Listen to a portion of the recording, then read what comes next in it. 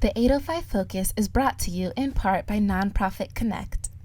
Nonprofit Connect provides superior leadership tools and resources so nonprofit leaders and board members can make valuable decisions to move their organization forward to a sustainable and vibrant future. More information on services online at nonprofitconnect.org.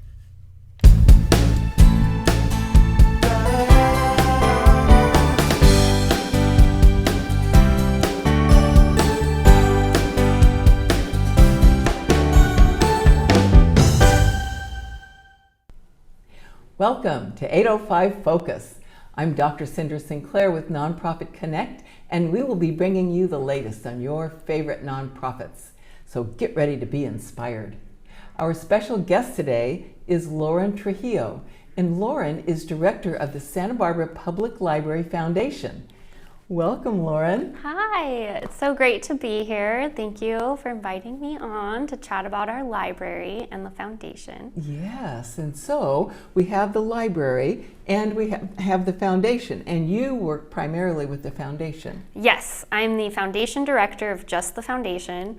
It is the separate 501c3 development arm of the library, I like to say, to help explain that. But our mission is to fund large-scale initiatives for the public library. And by large-scale initiatives, I mean like the Children's Library, which was our first capital project in 2012. It was completed in 2015. It was a $4.6 million capital campaign. Oh, wow. So a big project for the public library, but a huge piece of our community now that so many rely on. So projects like the Children's Library and future Library Plaza, our next project. Plaza? Tell us about that. Yes, so the Library Plaza is the space between the Art Museum and the library off of Anapamu Street. A lot of people won't recognize that space right now because it's been fenced off for the past 4 years. Oh. If you can think of that space downtown. Yes. So very, I like to say it looks like Gotham City right now. Uninviting and doesn't represent our public library. So we are thrilled to bring this capital campaign to the public library and revitalize this space for the community. What a wonderful project. Yes. And so what will happen at the plaza?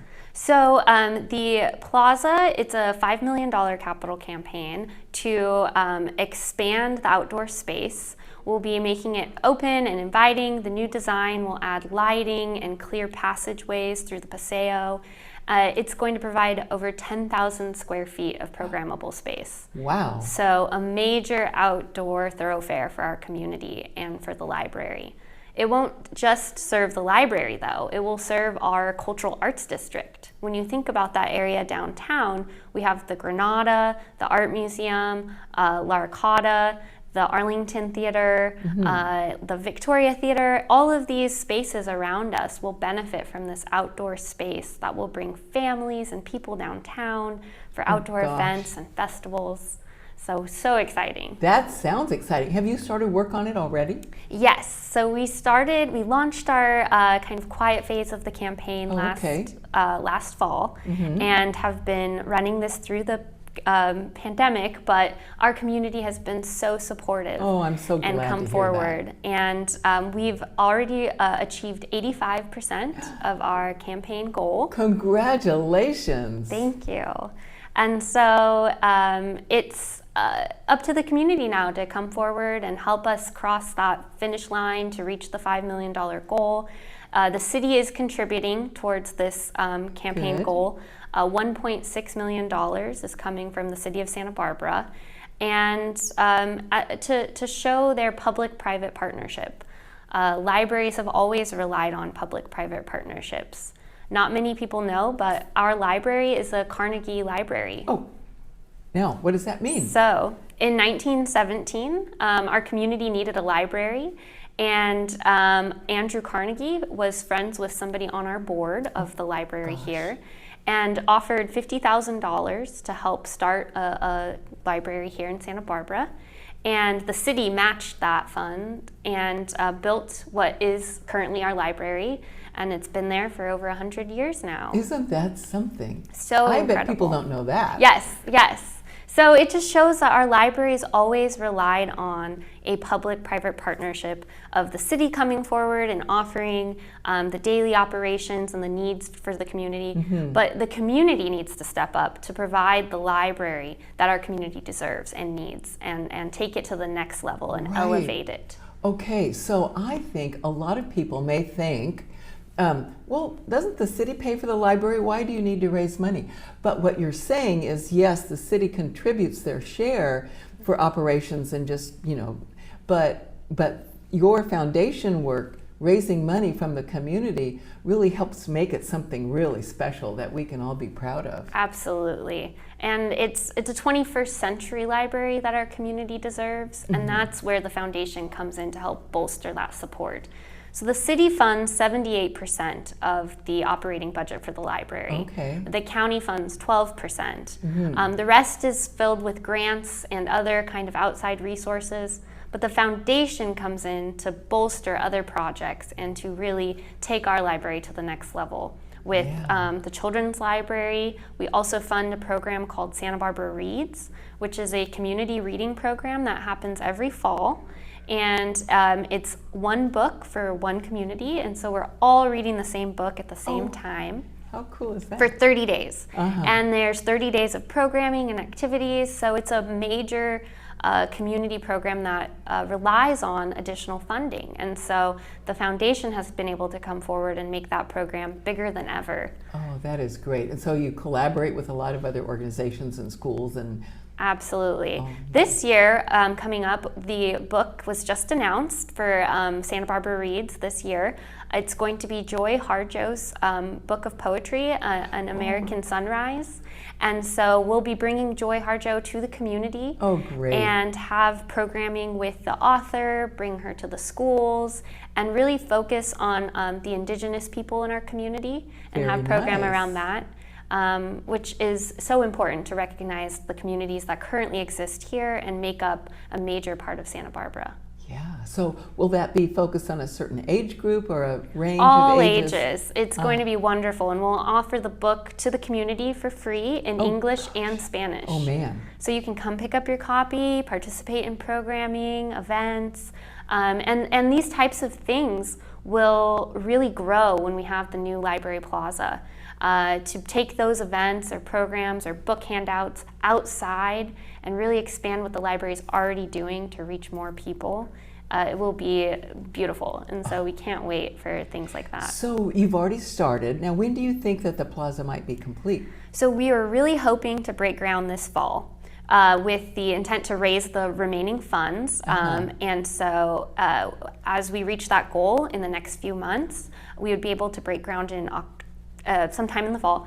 And then it will take 6 to 9 months to complete. Oh, and so will that sort of fencing thing stay up there while you're Yes, so the fencing will stay up, and right now we have a new wrap on the fencing, and it shows the renderings and designs and gives a little bit more detail of what we're hoping to accomplish with the project. Oh, so that's I good. recommend checking it out when you're downtown or out and about in the neighborhood. That'll get people more excited and more informed about what's happening, and maybe they'll want to donate. Exactly. Coming soon, the new Library Plaza. We can't wait. And I think another thing people always ask is, beyond the library, how will this benefit the community?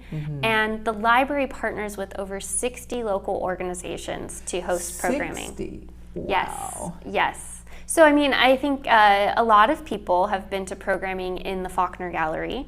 Whether it's the League of Women Voters, public events, and author lectures or community panels, on and on. These events sometimes have to turn people away because the Faulkner Gallery gets overfilled. And so the new plaza will be able to spill out from the Faulkner Gallery onto this outdoor space and can host and fill even more people and support those nonprofits or organizations that rely on community and public space. Oh, that is great. And so it'll obviously be a lot more beautiful than it is now. That space is not exactly a beautiful Absolutely. place right now. The new design really incorporates clear sight lines, leveling the grades, and making it accessible. The library is all about access, and so for the front entrance to not foster that for the community is a huge issue with Right. lighting and different grades. So opening it up and making it inviting and accessible is key. So will it have any kind of a roof or anything? Like you said, meetings and people spilling out of the Faulkner Gallery and all, which of course is, a building Yes. confined with it. So the plaza will just be open and have no cover.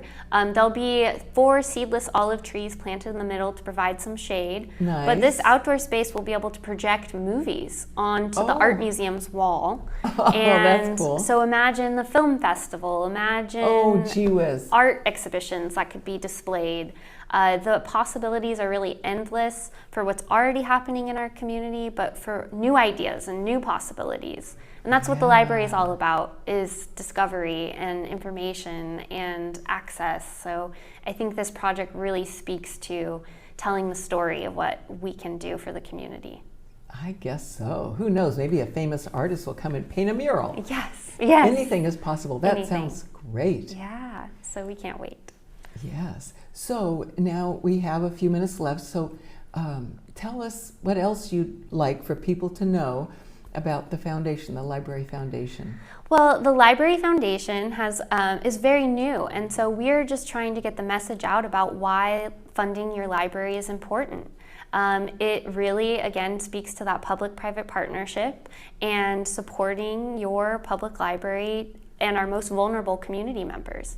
The library isn't just about books anymore. It's so much more. It's a community center. It's a third space, and that term really means where people can come together, converse, experience life, and build that community that we need, especially in challenging times.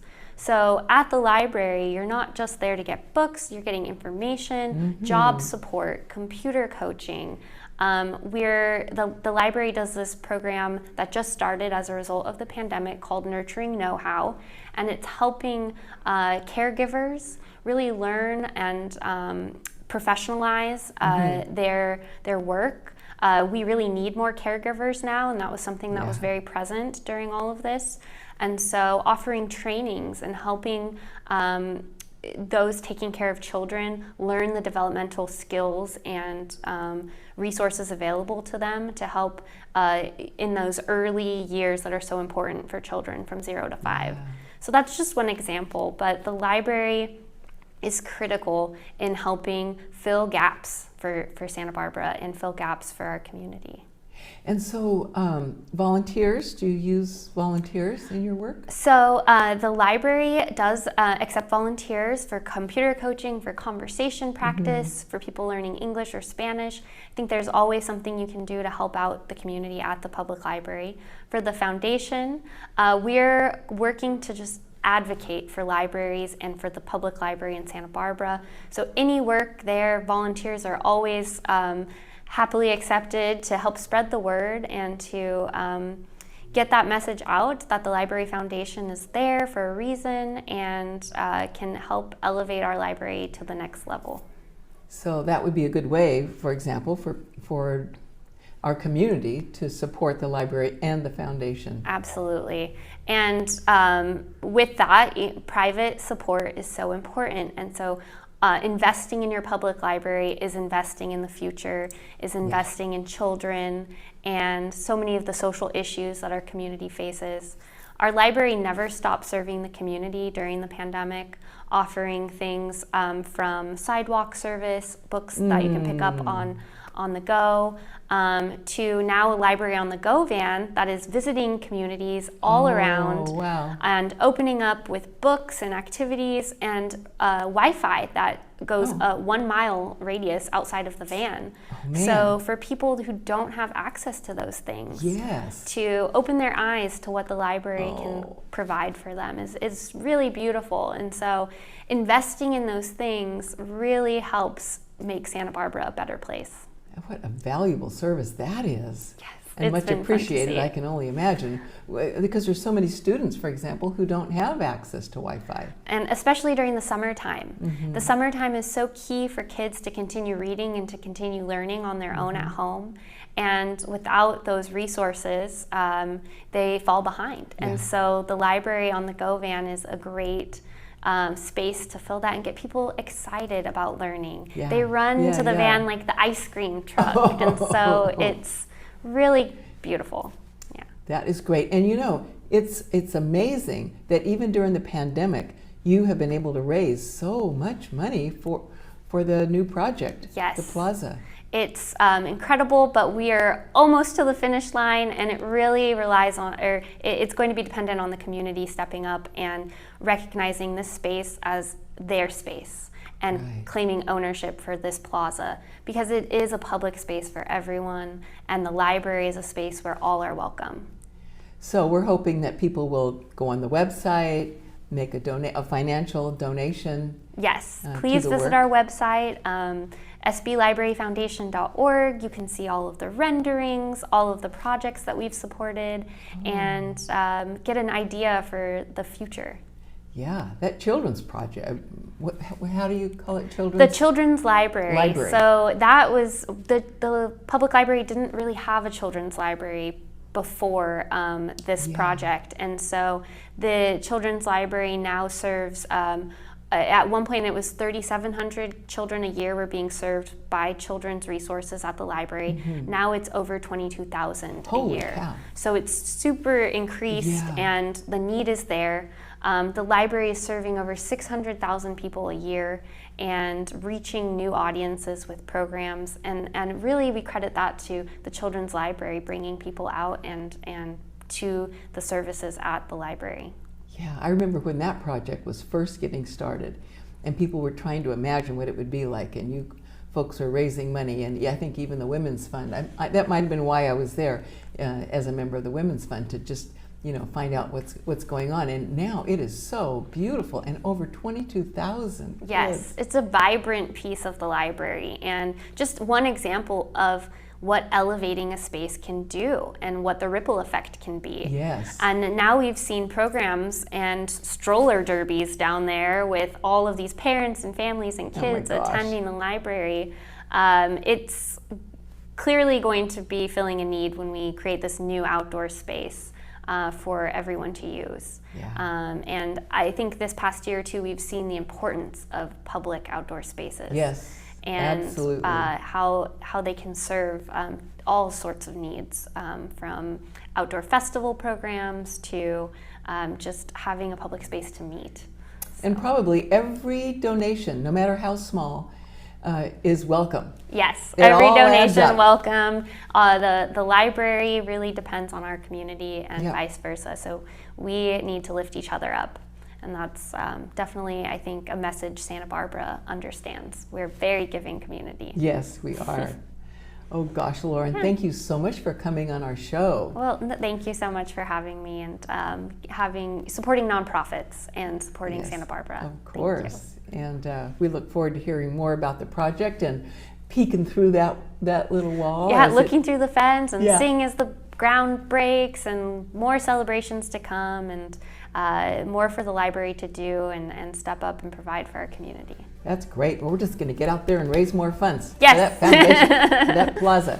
Yes. All right. Well, thank you for all that you do. Thank you. And thank you for joining us on 805 Focus, and we'll see you next time.